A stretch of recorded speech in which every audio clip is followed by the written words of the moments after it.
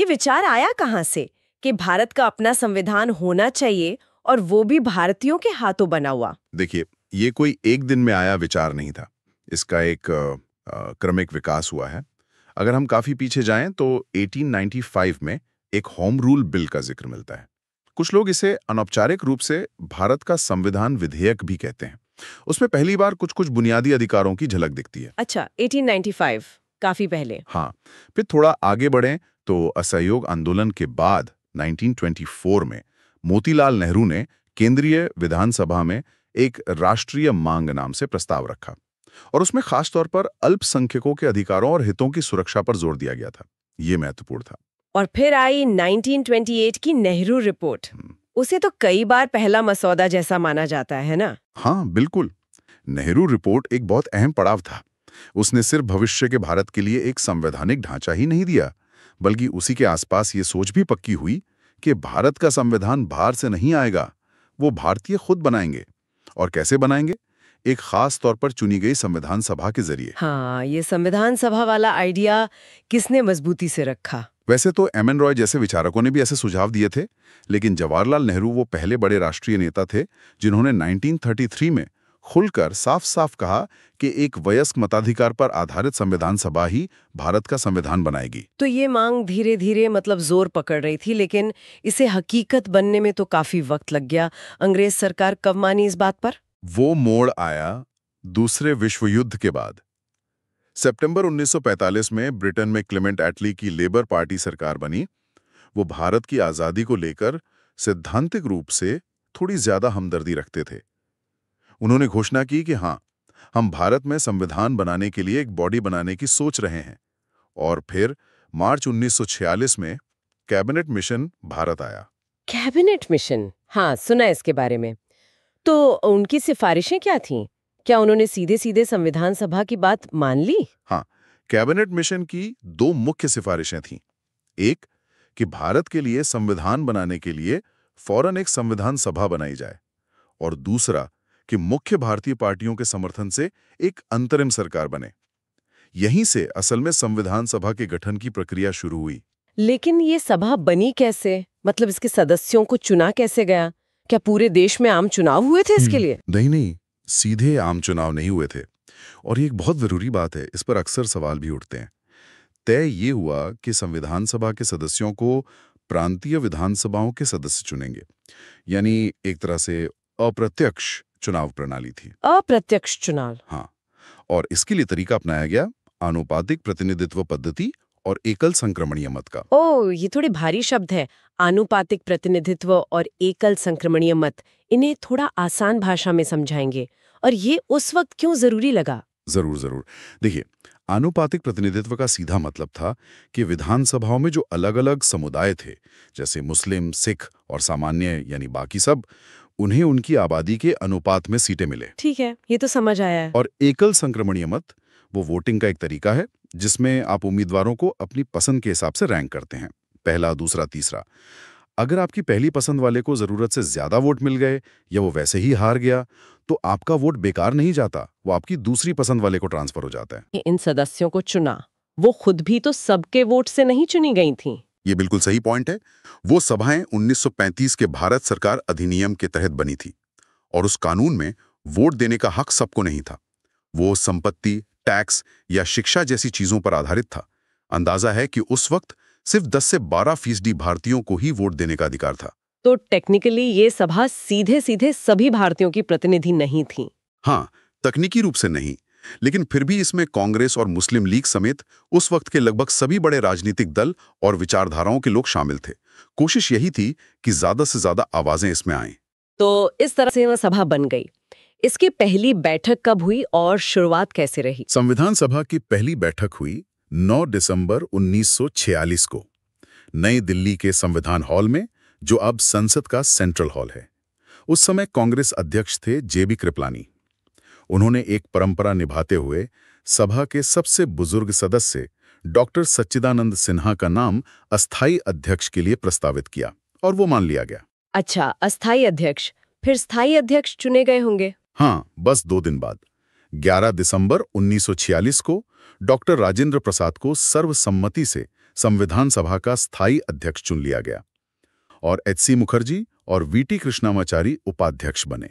और फिर आया वो ऐतिहासिक दिन 13 दिसंबर 1946। उस दिन क्या हुआ? उस दिन जवाहरलाल नेहरू ने वो मशहूर उद्देश्य प्रस्ताव पेश किया। इसी प्रस्ताव ने एक तरह से पूरे संविधान निर्माण की दिशा और दशा तय कर दी। ये उद्देश्य प्रस्ताव, इसका ठीक महत्व क्या था? क्या ये सिर्फ कुछ लक्ष्य थे या उससे ज्यादा कुछ? नहीं, ये सिर्फ लक्ष्यों की लिस्ट नहीं थी। ये संविधान की आत्मा थी, उसका दर्शन, उसकी बुनियाद। इस प्रस्ताव ने ऐलान किया कि भारत एक स्वतंत्र संप्रभु गणराज्य होगा। इसने वो सिद्धांत तय किए जिन पर संविधान टिकना था: न्याय, स्वतंत्रता, समानता। सबके लिए न्याय, सामाजिक, आर्थिक, राजनीतिक। हाँ बिल्कुल, विचार, अभिव्यक्ति, विश्वास, धर्म और उपासना की स्वतंत्रता, प्रतिष्ठा और अवसर की समानता। और इसमें अल्पसंख्यकों, पिछड़े और जनजातीय इलाकों, दलितों और दूसरे पिछड़े वर्गों के लिए पर्याप्त सुरक्षा का वादा भी था। ये भविष्य के भारत का एक घोषणा पत्र था। लेकिन जिस वक्त ये सब चल रहा था, देश का माहौल तो बहुत तेजी से बदल रहा था। मुस्लिम लीग ने तो शुरू में सभा का बॉयकॉट किया था। हाँ, उसका बहुत गहरा असर पड़ा। मुस्लिम लीग के सदस्य, जो अविभाजित भारत के मुस्लिम बहुल प्रांतों से चुने गए थे, वो शुरू की बैठकों में आए ही नहीं। और फिर जून 1947 में लॉर्ड माउंटबेटन ने भारत के बंटवारे और पाकिस्तान बनाने का प्लान पेश कर दिया। उसमें पाकिस्तान के लिए एक अलग संविधान सभा की बात थी। तो इसका मतलब जो सभा दिसंबर 1946 में बनी थी, वो अब सिर्फ बचे हुए भारत के लिए संविधान बनाएगी। बिल्कुल, उसका दायरा बदल गया। और फिर भारतीय स्वतंत्रता अधिनियम 1947 आया, उसने क्या बदला? भारतीय स्वतंत्रता अधिनियम, जो 18 जुलाई 1947 को ब्रिटिश संसद ने पास किया, वो एक टर्निंग पॉइंट था। उसने दो बहुत बड़ी बातें की। एक, भारत को 15 अगस्त 1947 से आजाद और संप्रभु देश घोषित कर दिया। और दूसरा, उसने संविधान सभा को पूरी तरह से संप्रभु यानी सॉवरेन बना दिया। संप्रभु होने का यहाँ ठीक मतलब क्या था सभा के लिए? संप्रभु होने का मतलब था कि अब संविधान सभा पर ब्रिटिश संसद का या किसी भी बाहरी ताकत का कोई कंट्रोल नहीं रहा। जीरो। वो अब आजाद थी, किसी भी ब्रिटिश कानून को बदल सकती थी, खत्म कर सकती थी और भारत के लिए जैसा चाहे वैसा संविधान बना सकती थी। पूरी आजादी। पूरी आजादी। इतना ही नहीं, 14-15 अगस्त 1947 की आधी रात से यही संविधान सभा भारत की अंतरिम संसद भी बन गई। मतलब उसे देश चलाने और कानून बनाने का भी अधिकार मिल गया। ओह, तो दोहरी जिम्मेदारी हो गई, संविधान भी बनाना है और देश भी चलाना है। जी हाँ, बहुत बड़ी जिम्मेदारी थी। तो आजादी मिलने और बंटवारे के बाद जब सभा पूरी तरह सॉवरन हो गई, उसका स्वरूप भी बदल गया, तब संविधान बनाने का काम कैसे आगे बढ़ा? अब तो चुनौतियां और भी बड़ी थी, है ना? हाँ, चुनौतियां तो थीं, लेकिन अब काम ज्यादा फोकस्ड और व्यवस्थित तरीके से होने लगा। इस पूरी प्रक्रिया को समझने के लिए हम मोटे तौर पर 5 मुख्य हिस्सों में बांट सकते हैं। अच्छा, वो 5 चरण क्या थे? देखिए, पहला चरण था अलग अलग जरूरी मुद्दों पर रिपोर्ट तैयार करने के लिए कमेटियां बनाना। करीब 22 कमेटियां थी कुल मिलाकर। कुछ बहुत महत्वपूर्ण थीं, जैसे संघ की शक्तियों पर नेहरू जी की अध्यक्षता में, प्रांतीय संविधान पर सरदार पटेल, मौलिक अधिकारों और अल्पसंख्यकों के मामलों पर भी सरदार पटेल, और सबसे मशहूर प्रारूप समिति। हाँ, और सबसे महत्वपूर्ण प्रारूप समिति, जी, जिसके अध्यक्ष डॉक्टर B.R. अम्बेडकर थे। इन कमेटियों ने संविधान के अलग अलग हिस्सों का खाका खींचा। ठीक है, तो पहले अलग अलग हिस्सों पर काम हुआ, फिर दूसरा चरण था इन सभी कमेटियों की रिपोर्ट्स को इकट्ठा करना और संविधान का एक शुरुआती ड्राफ्ट तैयार करना। ये बहुत अहम जिम्मेदारी सभा के संवैधानिक सलाहकार सर B.N. राव को दी गई। बेनेगल नरसिंह राव। B.N. राव, इनका नाम उतना सुनने में नहीं आता। हाँ, पर इनका योगदान बहुत बड़ा था। वो बहुत अनुभवी और विद्वान कानूनविद थे। उन्होंने सिर्फ इन रिपोर्टों को नहीं पढ़ा, बल्कि दुनिया के कई और संविधानों का भी गहराई से अध्ययन किया। और अक्टूबर 1947 तक उन्होंने संविधान का पहला मसौदा तैयार कर लिया। ये प्रारूप समिति के काम का आधार बना। अच्छा, मतलब उन्होंने एक तरह से नींव रखी जिस पर प्रारूप समिति ने इमारत खड़ी की। बिल्कुल। और राव का मसौदा सिर्फ रिपोर्टों का कलेक्शन नहीं था।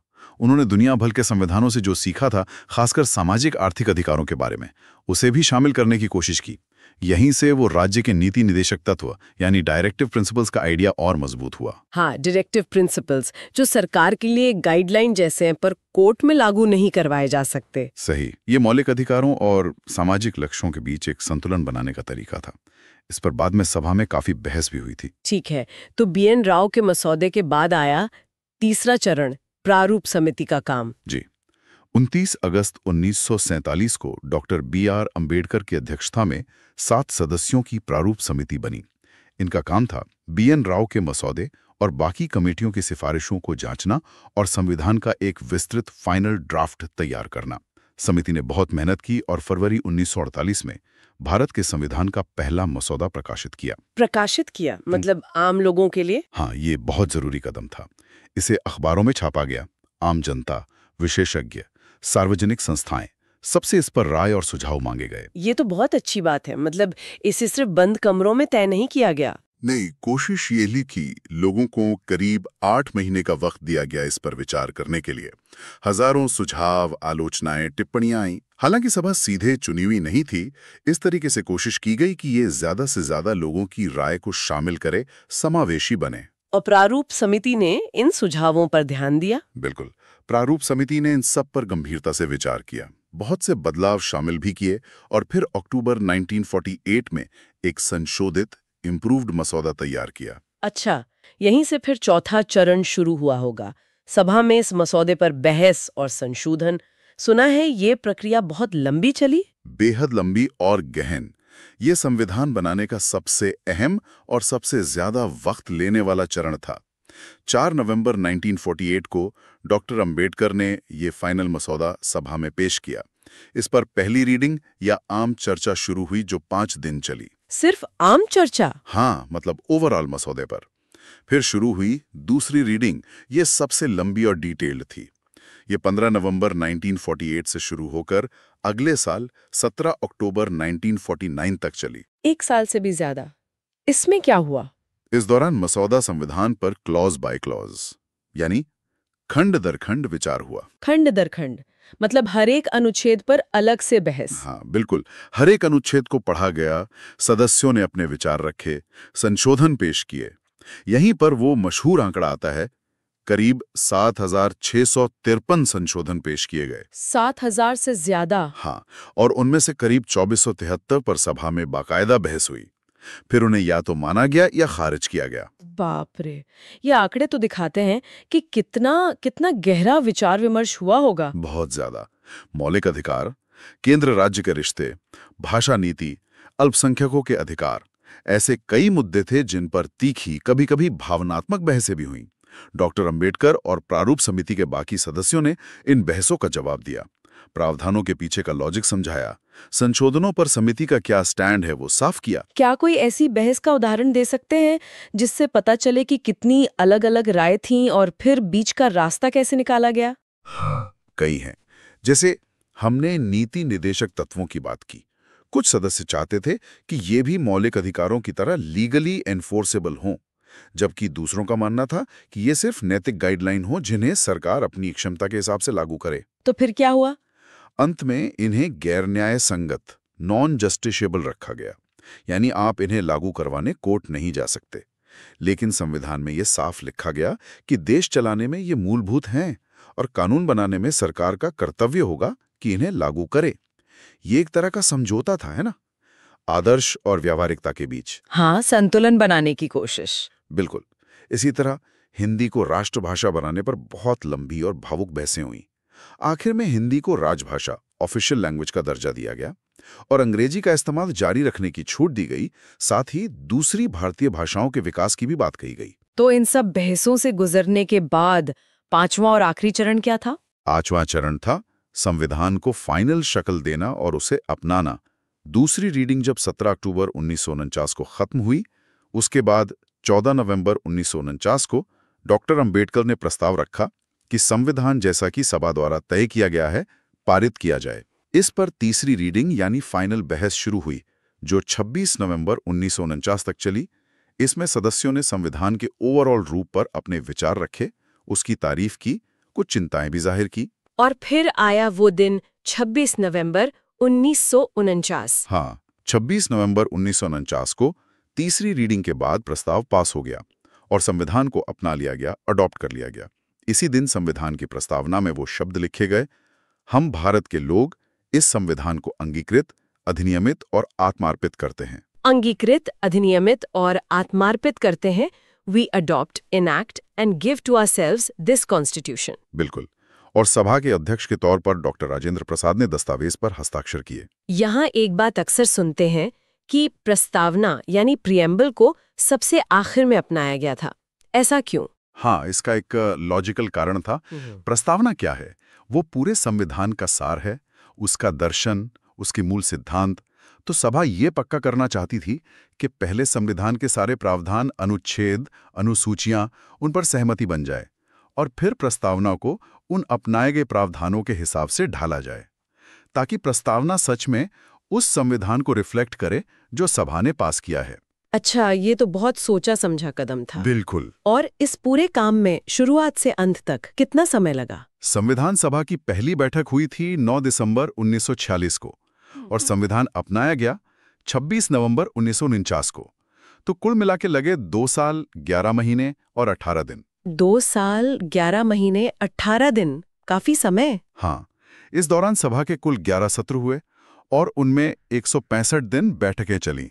ये आंकड़े दिखाते हैं कि कितना बड़ा और मेहनत का काम था ये। तो 26 नवंबर 1949 को संविधान अपना लिया गया, लेकिन सदस्यों ने इस पर दस्तखत कब किए? क्या उसी दिन? ने अपनाने के बाद सदस्यों के औपचारिक हस्ताक्षर के लिए एक खास बैठक 24 जनवरी 1950 को बुलाई गई। ये संविधान सभा का आखिरी सत्र था, आखिरी दिन।